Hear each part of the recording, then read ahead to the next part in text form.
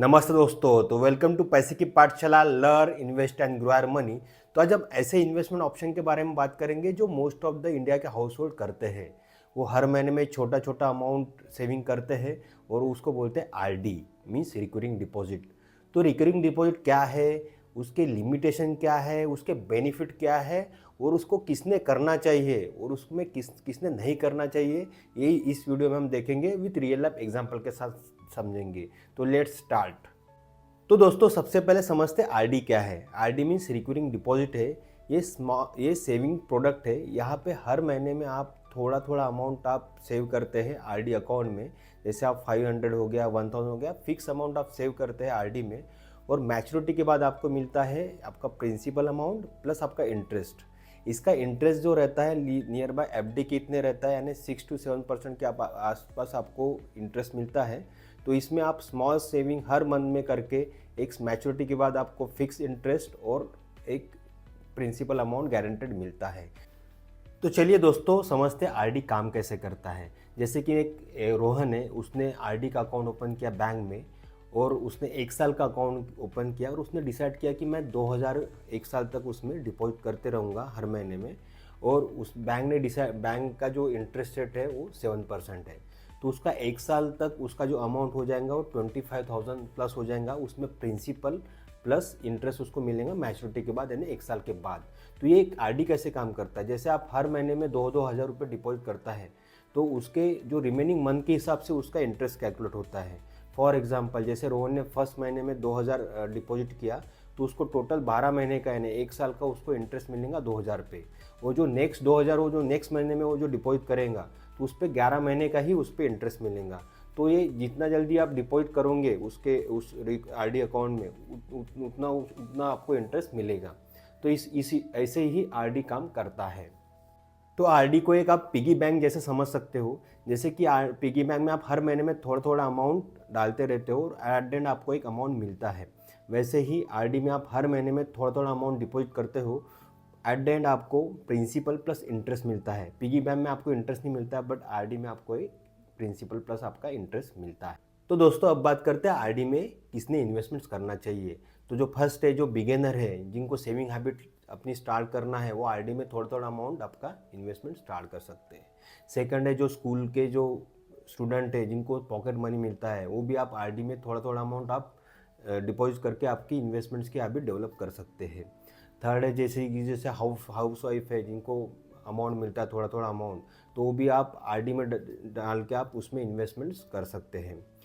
Fourth है कि जैसे जो स्मॉल्स गोल है, जो शॉर्ट टर्म गोल है, जैसे वैकेशन जाना है या स्कूल की बच्चों की फीस है या इमरजेंसी फंड है या आपका बाइक का डाउन पेमेंट है, ये भी आप आरडी में आप इन्वेस्टमेंट्स कर सकते हैं। क्योंकि ये शॉर्ट टर्म में है, जो आपको पैसा 6 महीने से 3 साल के बीच में लग रहा है वो आप आरडी में डिपॉजिट कर सकते हैं।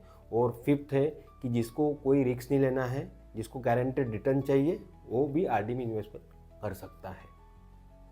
तो दोस्तों अब बात करते हैं आरडी के बेनिफिट के बारे में। तो आरडी फर्स्ट है कि आपको गारंटेड रिटर्न देता है। सेकंड है कि ये मार्केट पे लिंक नहीं रहता है, ये गारंटेड आपको रिटर्न मिलता ही है। थर्ड है कि इसमें आपको डिसिप्लिन सेविंग होती है, हर महीने में आपको सेविंग की हैबिट लगती है। फोर्थ है कि वेरी फ्लेक्सिबल है, आप कम अमाउंट से भी आप इसमें आरडी अमाउंट स्टार्ट कर सकते हैं। और फिफ्थ है कि ये शॉर्ट टर्म के लिए, आप जैसे आपके कोई वैकेशन हो गया या कोई जो छोटे छोटे गोल्स हो गया, उसके लिए आप डिपॉजिट कर सकते हैं। क्योंकि आपको ये गारंटेड आपको कि ये आइडियल ऑटो डेबिट होता है, आपके अकाउंट से ऑटोमेटिकली डेबिट होता है और आपके आरडी अकाउंट में डिपॉजिट होता है। तो इसमें आपको ज़्यादा टेंशन नहीं है और यहाँ पे रिटर्न आपको कैलकुलेट करने का भी ज़्यादा टेंशन नहीं, क्योंकि इसमें आपको फिक्स एक रिटर्न मिलता है, फिक्स इंटरेस्ट मिलता है आपके मैच्योरिटी के बाद। तो ये हो गया आरडी के बेनिफिट। तो जैसे कि दोस्तों हर इन्वेस्टमेंट के कुछ बेनिफिट है तो कुछ लिमिटेशन है। वैसे भी आरडी के कुछ मैंने बेनिफिट जैसे आपको बताया, तो अब मैं आपको उसके लिमिटेशन बताने वाला हूँ। तो पहला लिमिटेशन है, इसमें जो आपको इंटरेस्ट मिलता है वो टैक्सेबल रहता है आपकी इनकम के हिसाब से। फॉर एग्जांपल अगर किसी पर्सन की इनकम टैक्स ब्रैकेट अगर 30% है, तो उनको अगर फॉर एग्जांपल 7% उनको अगर इंटरेस्ट मिलता है आरडी पे, तो वो 7% इंटरेस्ट पे उन पर 30% उनको इनकम टैक्स पे करना पड़ता है। तो उसका जो रिजल्टेंट जो उसका रिटर्न हो गया, ये जो रिजल्टेंट रिटर्न हो गया वो 7% के भी नीचे हो गया। सेकंड ड्रॉबैक है, ये इन्फ्लेशन को भी बीट नहीं कर पाता या इन्फ्लेशन इतना रिटर्न मिलता है। फॉर एग्जांपल जैसे हर साल जो महंगाई है वो 6 to 7% के आसपास बढ़ती है, और इसका जो रिटर्न है वो आपको या इंटरेस्ट है वो 6 to 7% के आसपास ही मिलता है। तो ये अगर आप उसमें इनकम टैक्स माइनस कर दोगे तो इसका जो रिटर्न है या इंटरेस्ट है वो आपको महंगाई को भी बीट नहीं कर पाता।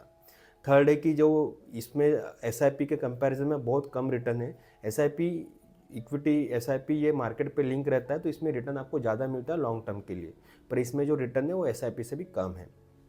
फोर्थ है कि इसमें प्री मैच्योर विड्रॉ पे आपको पेनल्टी लगती है।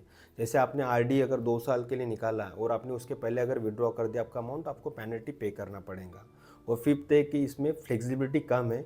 इसमें आपने अगर आरडी 2000 का महीने का निकाला तो आपको 2000 का ही आरडी हर महीने में आप डिपॉजिट कर सकते हैं, आप अमाउंट बढ़ा नहीं सकते या कम नहीं कर सकते।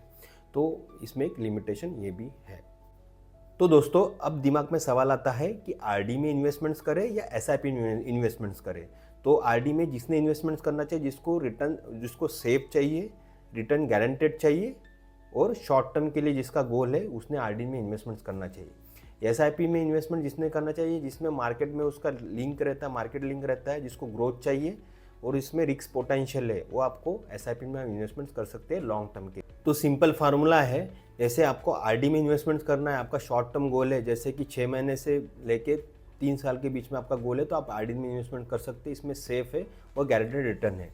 सेकंड है कि अगर आपका इन्वेस्टमेंट होरिजिन लॉन्ग है और आपको ग्रोथ चाहिए लॉन्ग टर्म के लिए, तो आप एसआईपी में इन्वेस्टमेंट कर सकते हैं। तो दोस्तों अब बात करते हैं कॉमन मिस्टेक्स जो करते हैं आरडी ओपन करने के पहले। तो पहली मिस्टेक है जो अमाउंट है वो बहुत लो रहता है।